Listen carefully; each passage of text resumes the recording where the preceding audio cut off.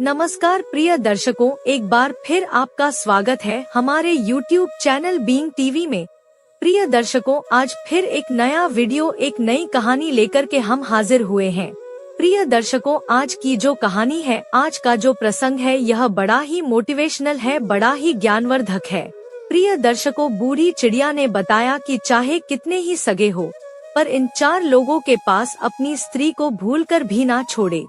प्रिय दर्शकों, इससे पहले अगर आप हमारे चैनल पर पहली बार आए हैं तो चैनल को सब्सक्राइब करें, बेल आइकन ऑन करें, अच्छे कमेंट किया करें ताकि हर आने वाले वीडियो का नोटिफिकेशन सबसे पहले आपको मिले और प्रिय दर्शकों, आप उसका फायदा उठा सकें। तो शुरू करते हैं। प्रिय दर्शकों, आज की ये प्यारी सी कहानी, ये प्यारा सा वीडियो। प्रिय दर्शकों, प्राचीन समय की बात है। किसी नगर में एक बड़ा सेठ रहता था। पूरे नगर में उसका घर सबसे आलीशान था। सेठ की पत्नी बड़ी रूपवान थी। पूरे नगर में कोई भी स्त्री सेठ की पत्नी से सुंदर नहीं थी। प्रिय दर्शकों, उस सेठ के घर में एक वट वृक्ष था जिसमें एक बूढ़ी चिड़िया अपना घोंसला बनाकर रहती थी।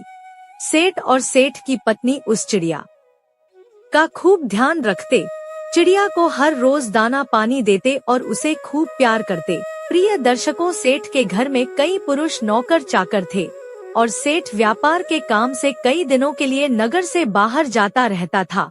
प्रिय दर्शकों, एक दिन चिड़िया सेठ से कहती है कि सेठ जी, आपको अपनी पत्नी को अकेला छोड़कर नहीं जाना चाहिए। तब सेठ कहता है कि चिड़िया, तुम ऐसा क्यों कह रही हो। प्रिय दर्शकों, तब चिड़िया कहती है कि सेठ जी, यह बात मैं आपको एक कहानी के माध्यम से बताती हूँ। आप ऐसे नहीं समझेंगे, मैं आपको एक कहानी सुनाती हूँ। प्रिय दर्शकों, तब सेठ कहता है कि ठीक है चिड़िया, तुम कहानी सुनाओ। तब चिड़िया अपनी कहानी प्रारंभ करती है और कहती है कि सेठ जी, आप इस कहानी को ध्यान से सुनिएगा और इन बातों को याद रखिएगा। प्रिय दर्शकों, चिड़िया कहानी शुरू करती है। चिड़िया कहती है, किसी राज्य में महाराज वीर प्रताप राज करते थे। राजा प्रताप कुछ सन की किस्म का राजा था। एक बार राजा भ्रमण करते करते जंगल में चले गए। जंगल में घूमते घूमते उनकी भेंट एक सन्यासी से होती है। वह सन्यासी एक पाखंडी था। राजा प्रताप साधु संतों पर बहुत भरोसा करता था। उस साधु को देखकर राजा के मन में कुछ जिज्ञासा उठी। राजा ने सन्यासी को अपना परिचय दिया और पूछने लगा, हे साधु महाराज, आप बहुत पहुँचे हुए मालूम पड़ते हैं। मेरी रानी इस समय गर्भवती है। मैं जानना चाहता हूँ कि उसकी कोख से पुत्र होगा या पुत्री। सन्यासी ने कहा, राजन, मैं यह तो नहीं जानता कि तुम्हारी रानी की कोख से पुत्र होगा या पुत्री, पर इतना जरूर कह सकता हूँ कि अगर तुम्हारी रानी ने किसी पुत्री को जन्म दिया तो तुम्हारा सर्वनाश हो जाएगा। प्रिय दर्शकों, सन्यासी की यह बात सुनकर राजा बड़ा भयभीत हो गया। सोचने लगा कि अगर मेरी रानी ने किसी पुत्री को जन्म दे दिया तो मैं कहीं का नहीं रहूंगा। यही बात सोचकर राजा को बेटी के नाम से नफरत होने लगी। उसने अपनी रानी से आकर के यह बात कही कि हे रानी, भूल से भी हमारे घर में पुत्री का जन्म नहीं होना चाहिए। अगर हमारे घर में पुत्री पैदा हुई तो मैं तुम्हें जान से मरवा दूंगा और उस पुत्री को भी मार डालूंगा। चिड़िया आगे कहती है कि सेठ जी, राजा की यह बात सुनकर रानी डर गई। वो जानती थी कि राजा बड़ा ही जिद्दी किस्म का है। अगर पुत्री का जन्म हो गया तो वो उसे मरवा सकता है। अब तो रानी रोज भगवान से प्रार्थना करती थी कि हे परमात्मा, मुझे पुत्री मत देना वरना राजा उसे जीवित नहीं छोड़ेंगे। प्रिय दर्शकों, भगवान की कृपा से महाराज प्रताप की रानी ने सर्वप्रथम एक पुत्र को जन्म दिया। यह देखकर रानी और राजा बहुत प्रसन्न हुए। राजा तो इसीलिए प्रसन्न हुआ कि पुत्री नहीं हुई, किंतु रानी इसलिए प्रसन्न हुई कि अगर पुत्री होती तो कन्या हत्या का दोष लगता। प्रिय दर्शकों, कुछ समय बाद रानी ने फिर से गर्भ धारण किया। बच्चे का जब जन्म होने का समय आया, उसी दौरान राजा को किसी जरूरी काम से दूसरे राज्य में जाना पड़ गया और उसे लौटने में कई दिन लगने वाले थे। जाते जाते राजा अपनी रानी से कह गया कि यदि तुम्हारे गर्भ से बेटी का जन्म हो तो उसे मरवा देना, मैं बेटी का चेहरा नहीं देखना चाहता। चिड़िया आगे कहती है कि इतना कहकर राजा तो चला गया और उसे अपने नगर लौटने में कई माह का समय लग गया। लेकिन इसी दौरान रानी ने एक पुत्री को जन्म दिया। जिस बात का डर था वही हो गया। बेटी को देखकर रानी घबरा गई। सोचने लगी कि राजा के आदेश के अनुसार बेटी की हत्या करनी पड़ेगी। यह निंदनीय काम मैं कैसे करूंगी? मैं एक माँ हूँ और मेरे लिए जितना मुझे बेटा प्यारा है उतनी ही बेटी प्यारी है। अब तो बेटी को देख करके रानी एकदम से रोने लगी और कहने लगी, हे भगवान, अब मैं क्या करूं? कन्या हत्या का पाप बहुत बड़ा होता है। पूत कपूत हो सकता है पर माता कुमाता नहीं हो सकती। रानी बहुत बड़े धर्म संकट में फंस चुकी थी। रानी को रोता हुआ देखकर रानी की दाई पूछने लगी, हे रानी, घर में पुत्री हुई है, यह तो बड़े ही सौभाग्य की बात है, पर आप तो बैठी रो रही हो, इसका क्या कारण है?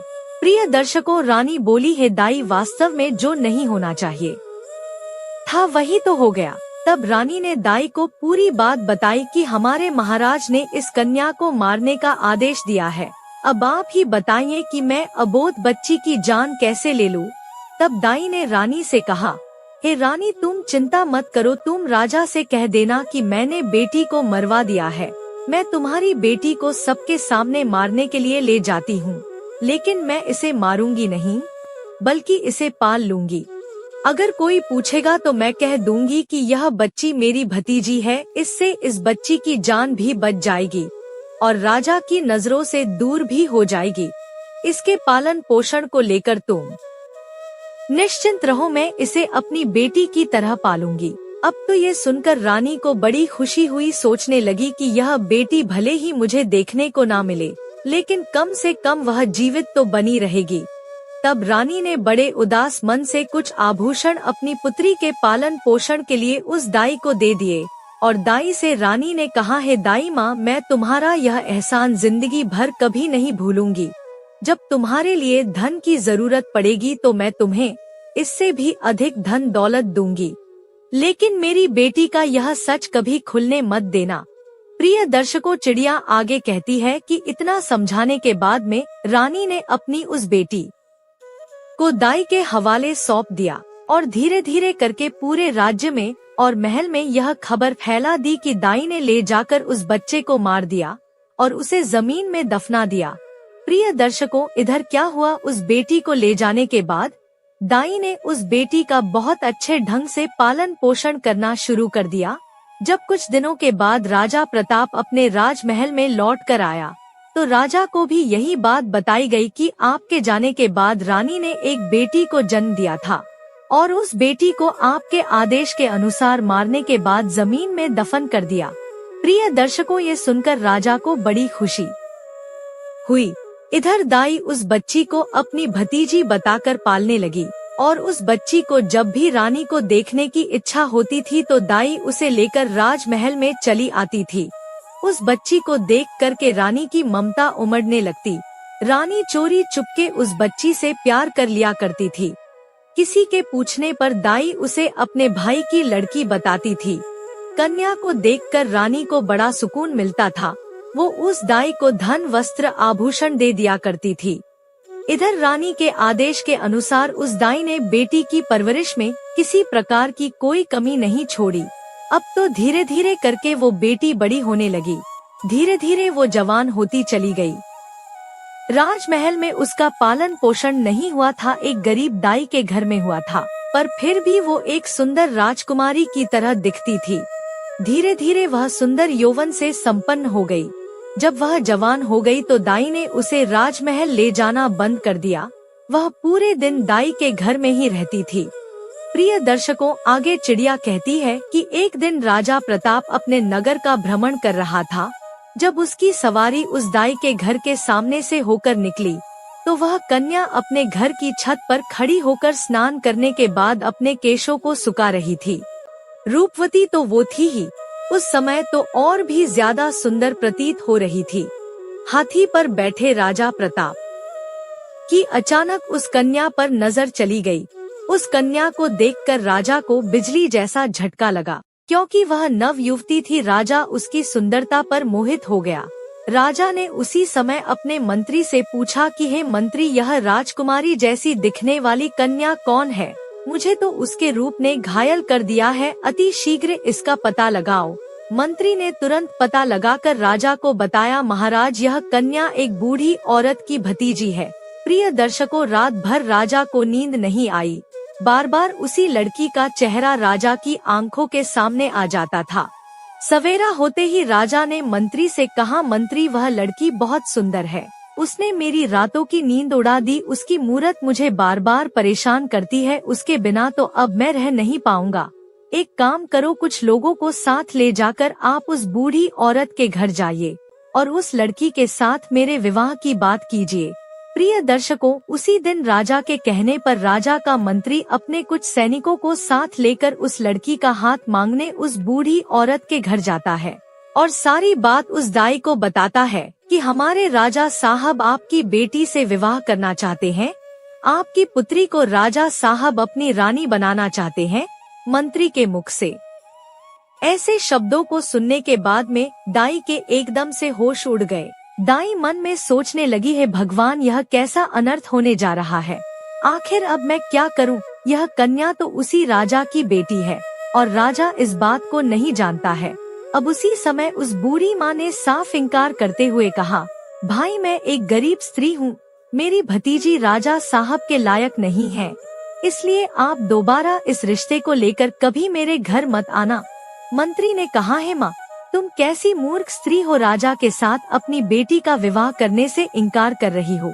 तुझे तो अपना भाग्य समझना चाहिए कि राजा स्वयं तेरी बेटी से विवाह करने का इच्छुक है। मंत्री के बार बार कहने पर भी उस बूढ़ी औरत ने राजा के साथ बेटी का विवाह करने से इनकार कर दिया।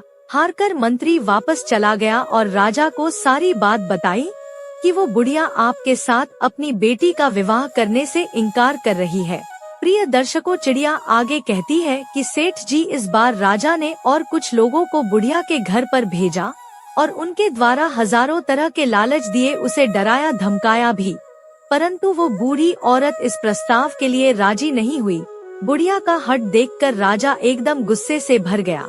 राजा ने उसी समय तुरंत ही हुक्म दे दिया कि उस बूढ़ी औरत को पकड़कर हमारे दरबार में लेकर जल्दी से जल्दी आओ। तब राजा का आदेश पाने के बाद में राजा के सिपाही तुरंत ही दौड़े दौड़े गए और उस बूढ़ी औरत को बंदी बनाकर ले आए। बंदी बनाने के बाद दरबार में लाकर उस बूढ़ी औरत की खूब पिटाई की। सैनिकों की मार को वो स्त्री बर्दाश्त नहीं कर पाई। कोड़ों की मार पड़ते ही बूढ़ी औरत राजा के सम्मुख एकदम से चीख कर गिर पड़ी और उसने सारी सच्चाई बता दी कि हे महाराज, वो लड़की कोई और नहीं बल्कि आपकी ही सगी बेटी है। आपकी रानी ने मुझे जब उस बेटी को मारने के लिए दिया तो मैंने उस बेटी को मारना ठीक नहीं समझा। मारने की बजाय मैंने उसे अपने घर में रखकर अपने भाई की बेटी बताकर उसे पालना उचित समझा। मैंने ही आपकी बेटी को पाल पोस कर इतना बड़ा कर दिया है। यदि आप अपनी ही बेटी से विवाह करेंगे तो यह बहुत बड़े पाप की बात हो जाएगी। प्रिय दर्शकों, दाई की बात सुनकर राजा चकित रह गया। उसने अपना माथा पीटा और सोचने लगा, है भगवान, मैं यह कितना बड़ा पाप करने जा रहा था। तूने मुझे इतने बड़े पाप में पड़ने से बचा लिया। अब तो राजा प्रताप को और ज्यादा गुस्सा आने लगा।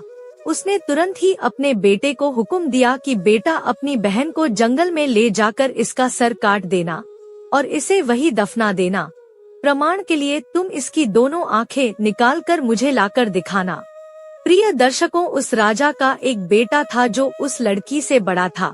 अब वह भी जवान हो चुका था। अपने पिता की ऐसी बातों को सुनने के बाद में राजकुमार जो था वह एकदम से परेशान हो गया। सोचने लगा, पिताजी ने मुझे बहुत ही पाप का कार्य सौंपा है। इतने वर्षों के बाद तो मुझे मेरी बहन मिली है और उसे मैं अपने ही हाथों मार डालूं। भगवान कभी मुझे क्षमा नहीं करेंगे। हे भगवान, यह पाप मुझसे ना कराओ। अब तो राजकुमार सोच सोच कर बड़ा दुखी होने लगा। मन में सोचने लगा कि किस प्रकार अपने हाथों से अपनी बहन का कत्ल करूंगा, किस तरह मैं अपनी बहन की आंखें निकलूंगा। यदि मैं बहन का कत्ल करने से मना करता हूँ तो राजा बहुत बड़ा जिद्दी है, वह मुझसे नहीं तो किसी और से मेरी बहन को मरवा ही देगा। प्रिय दर्शकों, अब तो मजबूर होकर के राजकुमार अपनी बहन को लेकर जंगल की ओर चलने लगा, क्योंकि उसे जाना ही था। उसके पिता का जो आदेश था बहन को जंगल में ले जाते समय अब तो भाई का प्यार बहन के लिए उमड़ पड़ा और कहने लगा, है बहन, किसी भी सूरत में मैं तुम्हारा कत्ल नहीं करूँगा, मैं तुम्हें यही जंगल में छोड़ देता हूँ। अब आगे तुम्हारी किस्मत रही कि वो तुम्हारे साथ क्या करती है। तब बहन ने जवाब दिया, भैया तुम मुझे मार दो और मारकर मेरी आंखें निकालकर पिताश्री को ले जाकर दिखा दो, और यदि तू मेरी आंखें निकाल करके नहीं ले जाएगा तो हमारा पिता तुझे भी मार देगा। प्रिय दर्शकों, उस समय वे दोनों भाई बहन एक दूसरे से लिपटकर बहुत रो रहे थे। उनके ऊपर दुखों का पहाड़ टूट पड़ा था। उन्हें कुछ समझ में नहीं आ रहा था कि वे क्या करें। अंत में राजकुमार इस नतीजे पर पहुंचा। उसने निश्चय कर लिया कि वह अपनी बहन को नहीं मारेगा। उसने अपनी बहन को समझाया कि बहन, मैं तुम्हें इस जंगल में छोड़े जा रहा हूँ। आगे भगवान मालिक है कि वो तुम्हारे साथ क्या करेगा। मैं कोई ना कोई बहाना पिताजी के सामने बना दूंगा। इतना कह करके उसने अपनी बहन को वही जंगल में छोड़ दिया और आगे के लिए चल पड़ा। आगे जाकर उसे जंगल में एक हिरण दिखाई दिया। उसने तुरंत उस हिरण का वध किया और उसकी दोनों आंखें निकाल ली। उसके बाद वह अपने पिता के समक्ष पहुंचा और वही हिरण की दोनों आंखें दिखाते हुए कहा, पिताजी, मैंने बहन को मारकर एक नदी में फेंक दिया है। वे आंखें देख करके राजा को भी भरोसा हो गया कि वास्तव में मेरे पुत्र ने उस लड़की को मार दिया है। सुनकर राजा बड़ा प्रसन्न हुआ। इधर रानी ने अपने बेटे को अपने पास बुलाया और पूछा, बेटा, क्या तू सच में अपनी बहन को मार कर आया है? तब राजकुमार कहता है, हे माँ, मैं तुमसे झूठ नहीं बोलूँगा। मैंने अपनी बहन को नहीं मारा, बल्कि मैं उसे जंगल में छोड़कर चला आया हूँ। यह सुनकर रानी को बड़ा सुकून मिला। वह भगवान से प्रार्थना करने लगी, हे भगवान, तुम्हारा बहुत बहुत धन्यवाद जो तुमने मेरे बेटे को सद्बुद्धि दी। मेरी बेटी जंगल में अकेली भटक रही होगी, तुम उसकी रक्षा करना और उसे ऐसी जगह पर लगा देना कि उसके जीवन की नैया पार हो जाए। जब उसे जन्म दिया है तो वो अपना पूरा जीवन जीकर ही मृत्यु को प्राप्त हो। प्रिय दर्शकों, इधर राजकुमारी जंगल में पत्ते फूल खाकर धीरे धीरे करके अपना गुजारा करने लगी। पेड़, पत्थर और कटीली झाड़ियों के बीच घूमते घूमते उसके वस्त्र बिल्कुल फट चुके थे। वह अर्ध नग्न अवस्था में उसी जंगल में भटक रही थी। कई दिन उसे जंगल में बीत चुके थे। एक दिन ऐसा भी आ गया कि उसके शरीर पर कोई भी वस्त्र नहीं बचा। वह वृक्षों से फल फूल खाकर अपना दिन गुजारती थी और घनी झाड़ यो के बीच छिपकर सो जाती थी। एक दिन उसी जंगल में एक दूसरे राज्य का राजा चंद्रभान शिकार खेलने के लिए आया। इधर राजकुमारी वृक्षों से फल तोड़कर खा रही थी। जैसे ही उसके कानों में घोड़े की आवाज पहुंची, तो राजकुमारी घनी झाड़ियों के बीच छिपकर बैठ गई। सहयोग से राजा उसी वृक्ष के नीचे आकर विश्राम करने के लिए बैठ गया। अचानक राजा की नजर उन झाड़ियों के बीच गई। उसने देखा कि झाड़ियों के बीच कोई बैठा है। किसी मनुष्य की आकृति नजर आ रही थी। राजा ने फौरन आवाज लगाई, तुम कौन हो और इन झाड़ियों के बीच में क्या कर रहे हो? तुम जो भी हो फौरन बाहर निकल कर आओ। मैं तुम्हें विश्वास दिलाता हूँ, मैं तुम्हें कोई हानि नहीं पहुँचाऊंगा। राजा की बात सुनकर झाड़ियों के बीच से राजकुमारी ने आवाज दी, हे रागीर, मैं एक दुखी लाचार स्त्री हूँ। मेरे बदन पर वस्त्र नहीं है, मैं निर्वस्त्र हूँ। यदि तुम कोई वस्त्र मुझे दे दो तो मैं उसे पहनकर बाहर आ जाऊंगी। प्रिय दर्शकों, किसी स्त्री की आवाज सुनकर राजा आश्चर्यचकित था कि इस जंगल के बीच में भला ये स्त्री क्या कर रही है। जरूर किसी दुख की मारी होगी। तब राजा ने जो चादर अपने गले में डाले था उसे झाड़ियों के बीच फेंक दिया और उसके बाद उस राजकुमारी ने अपने बदन को उस चादर से अच्छी तरह से ढका और उसके बाद वो राजा चंद्रभान के सामने आई। राजा ने जब उसकी सुंदरता को देखा तो वो उसे देखता ही रह गया। सोचने लगा, वाह, इतनी सुंदर स्त्री मैंने अपने जीवन में पहले कभी नहीं देखी है। किसने इसे जंगल में छोड़ दिया है? यह तो हमारी रानी बनने के योग्य है। तब राजा ने अपने बारे में राजकुमारी को बताया और बोला, हे सुंदरी, तुम जो भी हो उससे मुझे कुछ मतलब नहीं है। अब मैं तुम्हें अपनी रानी बनाना चाहता हूँ। राजा की बात सुनने के बाद में वो राजकुमारी भी उसकी पत्नी बनने के लिए राजी हो जाती है, कहते हैं डूबते को तिनके का सहारा ही बहुत है। यहाँ तो फिर भी एक राजकुमार था जो उसे अपनी पत्नी बनाना चाहता था।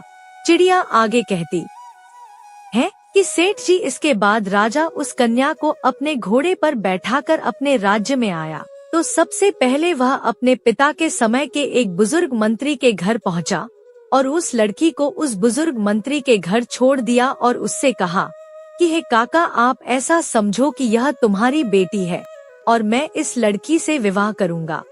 यदि मैं ऐसे अपने महल में इसे ले जाता हूँ तो लोग कहेंगे कि राजा किसी को कन्या को भगा लाया है। इससे मेरी मान प्रतिष्ठा पर ठेस पहुँचेगी। मैं इससे विधि विधान के अनुसार विवाह करके इसे अपने घर ले जाना चाहता हूँ। तब तक यह तुम्हारे घर तुम्हारी बेटी बनकर रहेगी और मैं कल कई लोगों के साथ तुम्हारे घर पर रिश्ता मांगने आऊंगा और फिर इसे ब्याह कर अपने घर ले जाऊंगा। तब मंत्री ने जवाब दिया, महाराज यह आपकी अमानत है और यह अब मेरी बेटी है। जब आपका मन करे तब आप इसे ब्याह कर ले जाना, मैं तब तक इसका ठीक से ख्याल रखूंगा। प्रिय दर्शकों, अगले दिन राजा का सेनापति और उसका मंत्री उस बूढ़े मंत्री के घर पर गए और उस राजकुमारी का अपने राजा के लिए हाथ मांगा। फिर उसके बाद 1-2 दिन में उसकी मंगनी और विवाह भी कर लिया। विवाह करने के बाद राजकुमारी राजा चंद्रभान की पत्नी बनकर रहने लगी। अब तो दोनों बहुत ही प्रसन्न थे। राजा सुंदर रानी पाकर खुश था और राजकुमारी घर और पति पाकर प्रसन्न थी। राजा चंद्रभान ने शादी के बाद भी अपनी पत्नी से कभी उसका परिचय नहीं पूछा। इसी प्रकार दोनों को एक साथ रहते रहते 2 वर्ष बीत गए। धीरे धीरे वह समय भी आ गया जब रानी ने पुत्र को जन्म दिया। अब तो राजा चंद्रभान और भी ज्यादा खुश हो गया। एक दिन राजा ने अपनी रानी से पूछा, हे प्रिय, अब हम दोनों एक पुत्र के माता पिता बन चुके हैं। हमारा संबंध अटूट हो गया है। अब तुम मुझे अपने कुल खानदान और अपने अतीत के बारे में समझाओ। तब राजकुमारी ने किसी प्रकार से उस बात को टाल दिया। इसी प्रकार से कई वर्ष बीत गए। कुछ समय बाद रानी ने फिर एक पुत्र को जन्म दिया। तब राजा ने फिर से अपनी रानी से वही बात दोहराई। राजकुमारी अपने बीते कल की बातें अपने पति को नहीं बताना चाहती थी, लेकिन राजा ने उनका अतीत जानने की बहुत इच्छा जताई। रानी भी जानती थी कि राजा साहब उनसे बहुत प्रेम करते हैं। तब राजकुमारी ने राजा के पूछने पर अपने जीवन की सारी कहानी सच सच कह सुनाई। जब राजा ने राजकुमारी के मुख से ऐसी दुख भरी दास्तान सुनी तो उसकी भी आंखों में आंसू आ गए। राजा उसके पिता को धिक्कारने लगा। उसके बाद रानी से बोला कि हे रानी, अगर मैं तुम्हें तुम्हारे पिता से मिलाने ले चलूं तो क्या तुम मेरे साथ चलोगी? प्रिय दर्शकों, उस राजकुमारी ने अपने पिता से मिलने से इनकार कर दिया। राजा ने बहुत आग्रह किया कि तुम्हें एक बार अपने पिता से जरूर मिलना चाहिए। राजा के बार बार निवेदन करने पर रानी अपने पिता से मिलने को तैयार हो गई। अगले दिन राजा ने राजा प्रताप के यहाँ जाने का निश्चय किया। रथ सजवाया गया, जाने की पूरी तैयारी हो गई। तभी राजा के पास एक जरूरी काम आ गया।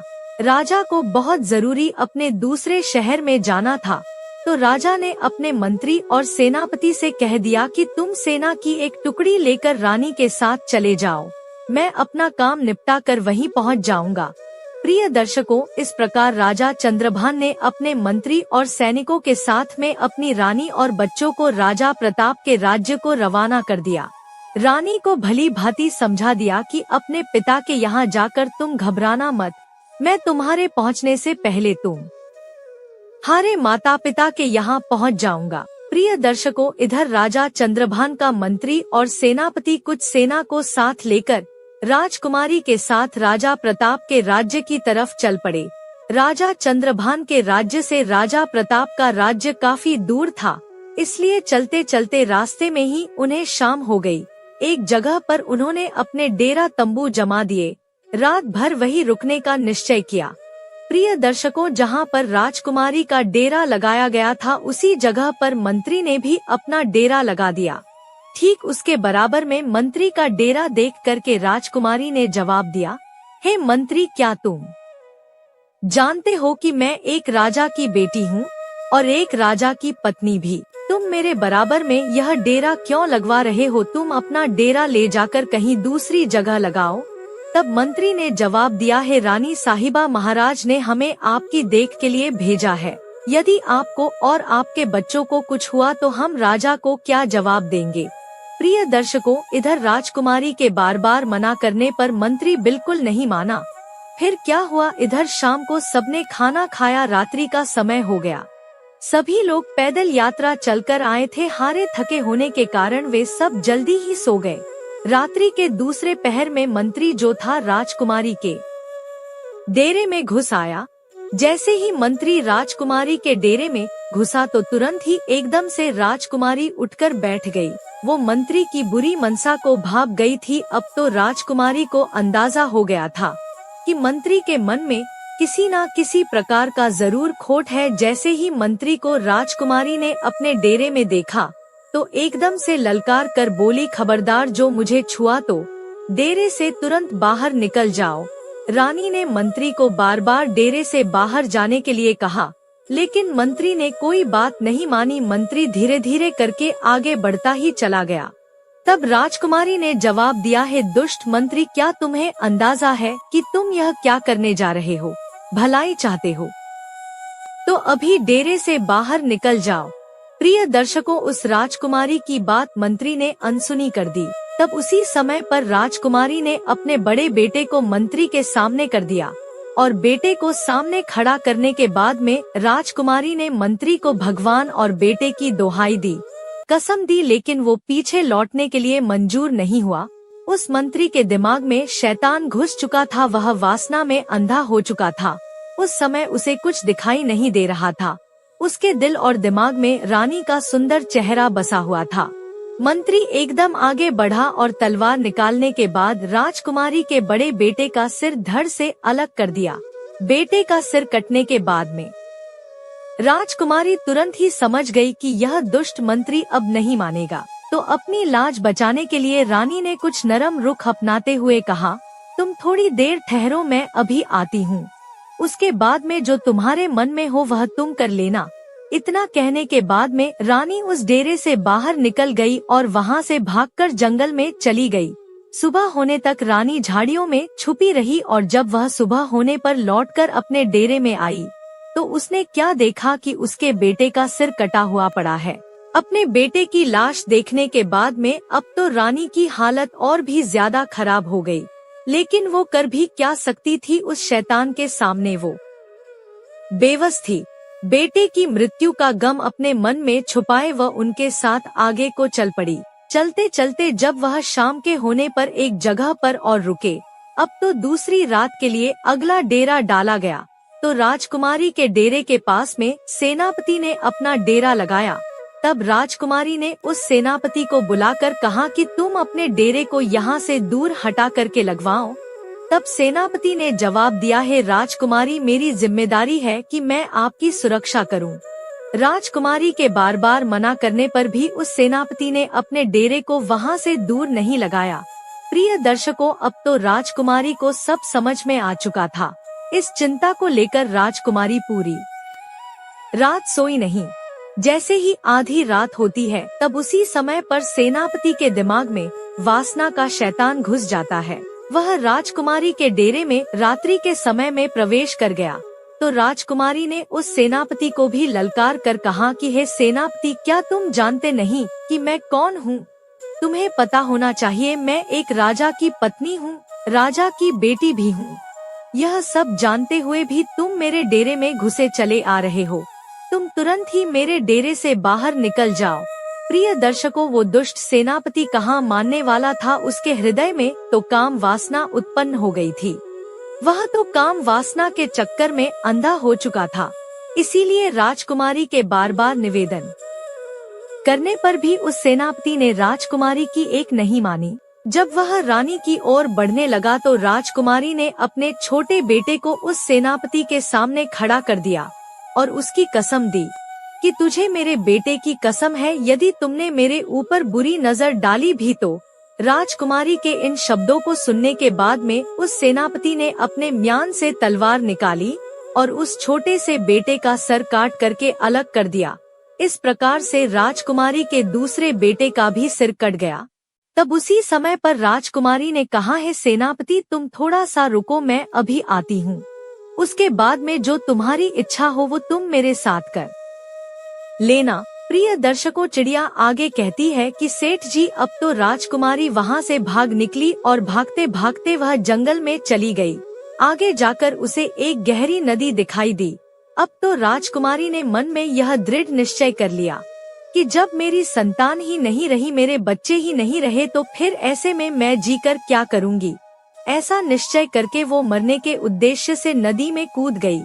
परंतु पानी का बहाव इतना तेज था, जैसे ही रानी उस नदी में कूदी तो पानी का बहाव उसे एकदम खींच ले गया। जंगल के एक छोर पर नदी बहती हुई जा रही थी। नदी में बहते बहते वह जंगल के उसी किनारे पर जाकर लगी। सुबह हो चुकी थी। वहाँ पर दो सन्यासी महात्मा उसी नदी में अपने गुरु के वस्त्र धोने के लिए आए थे। उसी समय उन सन्यासी महात्माओं ने देखा कि कोई औरत इस नदी में बहते हुए हमारी तरफ आ रही है, तो उन दोनों योगियों ने रानी को पकड़कर बाहर निकाल लिया। प्रिय दर्शकों, अब तो राजकुमारी के पैरों तले जमीन खिसक गई। अब राजकुमारी मन में सोचने लगी कि उस मंत्री और सेनापति से मुझे जैसे तैसे छुटकारा तो मिल गया। अब यहाँ से इन दो योगियों ने मुझे घेर लिया है। जैसे ही दो योगियों ने राजकुमारी को पकड़ा, तब तक 4 सन्यासी महात्मा और आ पहुँचे। अब तो राजकुमारी और भी ज्यादा डर गई। सोचने लगी, अब तो मैं यहाँ पर और भी बड़ी मुसीबत में फंस गई हूँ, अब क्या होगा। प्रिय दर्शकों, वो रानी इतनी सुंदर थी कि जो कोई उसे देख लेता था वह पागल हो जाता था। अब तो वो महात्मा आपस में लड़ने लगे, एक दूसरे के साथ धक्का मुक्की करने लगे, एक दूसरे को धक्का देकर कहने लगे, यह राजकुमारी मेरी है, यह मेरी है। आखिर अंत में संत महात्माओं ने यह सोचा कि ऐसे तो हम 6 में कोई फैसला नहीं हो पाएगा। हम अपने गुरुजी के पास में इस राजकुमारी को लेकर चलते हैं, वही हमारा फैसला करेंगे। प्रिय दर्शकों, अपने गुरुजी के पास पहुंचने के बाद में उन योगियों ने राजकुमारी को देखते हुए अपनी इच्छा जाहिर की। अपने शिष्यों को एक स्त्री के पीछे आपस में लड़ते देखा तो गुरु समझाने लगे। मित्रों, जो योगियों के जो गुरु थे वह बड़े ही विद्वान और तपस्वी संत थे। गुरुजी ने उस औरत को देखते ही समझ लिया कि यह स्त्री जो है यह कोई राजघराने से है। फिर उन्होंने अपने शिष्यों को समझाया कि हे शिष्य, तुम 6 भाई हो और तुम्हारी कोई बहन नहीं है। तुम एक काम करो, इसे अपनी बहन के रूप में स्वीकार कर लो। यदि यह तुम्हारी बहन बनकर तुम्हारे आश्रम पर रहेगी तो एक ना एक दिन तुम्हारी जिंदगी बदल जाएगी। इस प्रकार गुरु के समझाने पर उनके समझ में आ गया और उन्होंने रानी को अपनी बहन बना लिया। प्रिय दर्शकों, वह साधु उसके ही पिता राजा प्रताप के राज्य में रहते थे। अब तो उस राजकुमारी को पता चल चुका था कि वह अपने बाप के राज्य में प्रवेश कर चुकी है, जहाँ के राजा उसके पिता प्रताप है। रानी उन्हीं महात्माओं के आश्रम पर रहने लगी। वे 6 महात्मा उसे अपनी बहन की तरह रखते थे। प्रिय दर्शकों, चिड़िया आगे कहती है कि हे सेठ जी, उधर राजा चंद्रभान अपने मंत्री और सेनापति और सेना से आकर मिला तो उसने अपनी पत्नी और बच्चों को वहाँ पर नहीं देखा। आकर के राजा ने सेनापति और मंत्री से अपनी पत्नी और बच्चों के बारे में पूछा तो मंत्री और सेनापति एक साथ एक स्वर में मिलकर बोलने लगे, हे महाराज, मुझे क्षमा करना, आपकी रानी रानी नहीं थी, वो तो एक डायन थी। अब आपके दोनों पुत्रों को मारने के बाद में वह रानी यहाँ से भाग गई। उन्होंने इस प्रकार से कहा कि राजा चंद्रभान को विश्वास हो गया। सोचा कि अगर कोई झूठ बोलेगा तो एक बोलेगा, दूसरा क्यों बोलेगा। तो राजा चंद्रभान ने हुक्म दिया कि अब तो हम उसके पिता राजा प्रताप के पास जरूर जाएंगे। अतिशीघ्र सब लोग राजा प्रताप के पास चलिए। उधर तो राजा चंद्रभान अपने सेनापति और मंत्री के साथ अपनी पत्नी के पिता के पास जाता है। इधर राजकुमारी ने अपने 6 भाइयों से कहा जो उस समय योगी के रूप में थे कि हे भाइयों, तुम सभी राजा के पास में जाओ और राजा से कहना कि हमारी बहन आपके दरबार में किस्सा सुनाना चाहती है।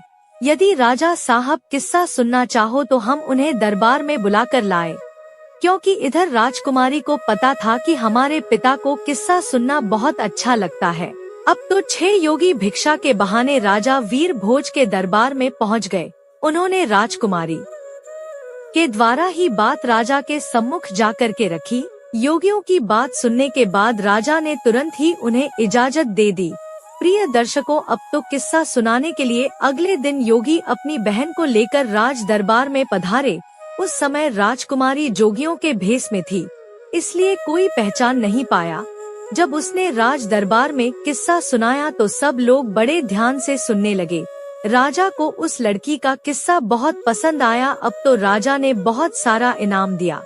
सभी योगी बोले, महाराज, जब भी आपकी किस्सा सुनने की इच्छा होगी तो हम अपनी बहन को ले आया करेंगे। अब तो वह रोज अपने भाइयों के साथ राजा के दरबार में किस्सा सुनाने आया करती थी। इस प्रकार वह राजकुमारी रोज राजा को कहानी सुनाने के बाद में इनाम पाती तथा अपने योगी भाइयों के साथ वापस लौट जाती थी। अब तो धीरे धीरे उन सन्यासियों के दिन ही बदल गए। पहले वह योगी नगर नगर जाकर भिक्षा मांगते थे, अब तो उन्हें राजा से ही इतना धन प्राप्त हो जाता था कि कहीं मांगने की जरूरत नहीं पड़ती थी। प्रिय दर्शकों, अगली रात को राजकुमारी राजा को किस्सा सुनाने के लिए उनके राज दरबार में आई तो उसने अपने पति, मंत्री और सेनापति को वहीं बैठे हुए देखा। तब राजकुमारी ने सोचा, आज तो यह सभी यहाँ पर उपस्थित है तो किस्सा सुनाने में बहुत ज्यादा आनंद आएगा। तब राजकुमारी पर्दे की आड़ में अपनी जगह पर आकर बैठ गई और अपने बाप से कहने लगी, हे राजा साहब, आज मैं आपके लिए एक बहुत ही दर्द भरी कहानी और किस्सा लेकर आई हूँ। यदि कहानी को प्रारंभ करने से पहले किसी को कोई जरूरी काम है तो अभी दरबार से उठकर जा सकता है। किस्सा सुनाने के दौरान यदि कोई व्यक्ति बीच में से जाएगा तो मैं उसी समय अपना किस्सा सुनाना बंद कर दूंगी। तब राजा ने जवाब दिया, बेटी तुम सुनाओ, तुम जैसा कहोगी हम वैसा ही करेंगे। किस्से के बीच में से कोई दरबार में से उठकर नहीं जाएगा। प्रिय दर्शकों, अब तो राजा और दरबार के सभी दरबारी किस्सा सुनने के लिए बैठ गए। उनमें उसका पति और वह विश्वासघाती मंत्री और सेनापति भी था। अब तो राजकुमारी ने राजा के दरबार में अपना किस्सा शुरू कर दिया। कहने लगी, है सभा के लोगों, इस किस्से को ध्यान से सुनना। राजकुमारी सुनाने लगी कि किसी देश में एक राजा रहता था जो बड़ा ही जालिम राजा था। उस राजा को अपनी पुत्री से बहुत ज्यादा नफरत थी। जब एक दिन उसकी यहाँ एक बेटी ने जन्म लिया तो उसने अपनी बेटी को अपने बेटे के हाथ जंगल में मरवाने के लिए भेज दिया। राजा ने अपने बेटे को हुक्म दिया था कि उस बेटी को मारने के बाद उसकी आंखें निकाल लाना और वह आंखें निकालकर मुझे लाकर दिखाना। अब तो राजा प्रताप उसकी कहानी को सुनने के बाद में सोचने लगे, यह तो मेरा ही किस्सा है। खुश होकर के राजा प्रताप ने उन योगियों के पास में अपनी मोतियों की माला फेंकते हुए कहा, इस किस्से को अंत तक जरूर सुनाया जाए। प्रिय दर्शकों, अब तो राजा की आंखों में पानी भर आया, क्योंकि राजा प्रताप को अब तो अपनी करनी पर बहुत पश्चाताप होता था। फिर राजकुमारी आगे बताने लगी, है महाराज, जब उसका भाई उसे मारने के लिए जंगल में ले गया तो उसके भाई ने उस राजकुमारी को, उस बहन को नहीं मारा और जंगल में अपनी बहन को छोड़कर वापस राजभवन के लिए लौट गया। अब यह जानकर के राजा थोड़ा प्रसन्न हुआ। राजा मन में सोचने लगा, शायद हो सकता है आज भी मेरी बेटी जिंदा हो। इधर वही राजकुमारी अपने किस्से को सुनाती हुई आगे बोली, जब उसका भाई उस लड़की को जंगल में छोड़ आया तब वो बेचारी भूख प्यासी इधर उधर भटकने लगी। भूख लगने पर वृक्षों के पत्ते और फल फूल खा लिया करती थी। इसी तरह से वह अपने आप को जीवित रखती थी। इस प्रकार से जंगल में रहते रहते उस बेटी के तन पर एक भी वस्त्र साबुत नहीं बचा। तो कहीं से एक दिन घूमता हुआ घोड़े पर सवार एक आदमी आया। वह आदमी किसी देश का राजा था। उसकी नजर जब उस लड़की पर पड़ी तो वह लड़की निर्वस्त्र थी। उस राजा ने लड़की को अपना बदन ढकने के लिए अपनी चादर दे दी और वहाँ से उसे अपने नगर बुला ले गया और बिना कुछ जाने राजा ने उस लड़की से विवाह कर लिया। प्रिय दर्शकों, रानी ऐसा किस्सा सुना रही थी। किस्से के बीच में अपनी कहानी को सुनकर राजा चंद्रभान समझ गया कि यह तो उसका ही किस्सा है। उसने भी खुश होकर के एक मोतियों की माला जोगियों के पास फेंक दी और बोला, यह किस्सा जारी रखा जाए और यह किस्सा अंत तक होना चाहिए। तब आगे राजकुमारी कहने लगी, अब तो वह लड़की किसी राजा की रानी बन चुकी थी। राजा की रानी बनने के बाद में उस लड़की की कोख से 2 बेटों ने जन्म लिया। एक दिन उसके पति ने अपनी पत्नी से उसके जीवन की पूरी घटना पूछी कि तुम कौन हो और उस जंगल में निर्वस्त्र क्यों भटक रही थी। तब उस लड़की ने अपने बाप की करतूतें अपने पति को बताई। यह सुनकर उसका पति बड़ा दुखी हुआ। उसका पति दिल का बहुत अच्छा इंसान था। यह जानकर कि उसकी पत्नी का एक राजा पिता भी है, तो उसे उसके पिता से मिलाने के लिए उस राजा ने अगले दिन तैयारी की। लेकिन उसने एक गलती कर दी। उसने अपनी पत्नी और बेटों की सुरक्षा के लिए स्वयं न जाकर अपने मंत्री और सेनापति को उसके साथ भेज दिया, और यह उसकी सबसे बड़ी भूल थी। क्योंकि कहते हैं, चाहे कोई कितना ही सगा क्यों ना हो, अपनी जवान स्त्री, जवान बहन, जवान बेटी को किसी दूसरे पर भरोसा करके उसके साथ भेजना नहीं चाहिए, और न ही उसके पास छोड़ना चाहिए, चाहे वह कितना ही वफादार और विश्वास पात्र हो। मगर जब वासना दिमाग पर हावी होती है तो सारी वफादारी, सारा विश्वास धरा रह जाता है। और स्त्री तो वैसे भी पुरुष के लिए आकर्षण का केंद्र होती है। अगर वह अकेली किसी अन्य पुरुष के साथ जाती है या ठहरती है तो उसके मन में काम रूपी विचार आ ही जाता है। भूलकर भी कभी अपनी बहन बेटी किसी अन्य के साथ नहीं छोड़ना चाहिए, खास करके तब तो और भी नहीं छोड़ना चाहिए जब कोई पुरुष जवान हो, सुंदर हो, अकेला हो। कहते हैं, स्त्री धन और विद्या, यह जिसके पास रहती है उसी की हो जाती है। राजकुमारी इधर राजा प्रताप के दरबार में अपना किस्सा सुना रही थी। राजा प्रताप और राजा चंद्रभान उस किस्से को बड़े ध्यान से सुन रहे थे। राजकुमारी आगे कहती है कि उधर उस राजा ने अपनी पत्नी और बच्चों को मंत्री और सेनापति के साथ भेज दिया। सफर ज्यादा लंबा था। चलते चलते जब रास्ते में सूर्यास्त हो गया तो उन्होंने वहीं रुकने का निश्चय किया। मंत्री ने अपना डेरा रानी के डेरे के बराबर में लगवाया। रानी ने इसका बहुत विरोध किया पर वो नहीं माना, तो रात्रि के समय में मंत्री ने उस राजकुमारी के साथ में दुष्कर्म करने की सोची। राजकुमारी के बार बार निवेदन करने पर भी वो दुष्ट मंत्री नहीं माना, बल्कि उसने राजा के बेटे का भी कत्ल कर दिया। जब बेटे का कत्ल कर डाला तो रानी अपना धर्म बचाने के लिए मंत्री से वाहना बनाकर जंगल में भाग गई। रात उसने जंगल में गुजार कर जैसे तैसे उस बेचारी ने अपने पतिव्रत धर्म को बचाया। जब दूसरे दिन को रानी अपने डेरे में वापस आई तो उसे अपने बेटे की लाश भी नहीं मिली। जैसे जैसे कहानी आगे बढ़ती जा रही थी तो उधर मंत्री के होश खराब होते जा रहे थे। अब तो धीरे धीरे करके वो मंत्री भी बहाना बनाते हुए राजा के दरबार से उठकर जाना चाहता था, तो राजा ने तुरंत ही उसे डांट कर बैठा दिया। तब रानी आगे सुनाने लगी। अब दूसरे दिन को जब वह वहाँ से आगे को चले और एक जगह रास्ते में फिर डेरा तंबू लगाए, तो उस रात सेनापति डेरे में घुसकर दुष्कर्म की लालसा से रानी के पास जा पहुँचा। रानी ने पहले तो उसे खूब ललकार कर समझाया कि वह यहाँ से चला जाए, लेकिन वो दुष्ट लौटने को तैयार नहीं हुआ। रानी ने उसे अपने छोटे बेटे की कसम दी। यह कहानी सुनकर सेनापति भी घबराने लगा। सोचने लगा, यह तो मेरा भेद खुल रहा है। वो भी उठकर भागने को हुआ तो राजा ने डांट कर उसे भी बैठा दिया। राजा चंद्रभान ने कहा, क्यों भाई, सच्चाई तुमसे सुनी नहीं जा रही क्या? सेनापति भी अपना मुंह लटकाकर चुपचाप बैठ गया।